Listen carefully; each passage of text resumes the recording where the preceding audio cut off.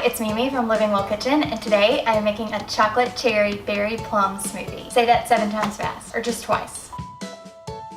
I doubt I'm gonna have to do a lot of convincing to get you to have chocolate for breakfast. The chocolate isn't a substantial breakfast, which is why this smoothie is my new best friend. Especially for the mornings I want chocolate. Gosh, it smells so good, like chocolate. First I'll start with the smoothie bag. There are no strange ingredients. You have dark sweet cherries, plums, wild blueberries, and cacao nibs. And that's it. Just like most smoothies, you can add whatever you want to in here. I like to use milk because it'll add a creamier texture. I'm gonna add some chia seeds. Oh, you know, I can't help myself. Let's add a little bit of spinach. Just because it's there, you know? It's just right there. And then put this on here. Just gonna turn it on. You wanna make sure you use a really good high-powered blender because the cacao nibs need some extra strength to gotta chop them up. The cacao nibs are so rich in flavor and antioxidants.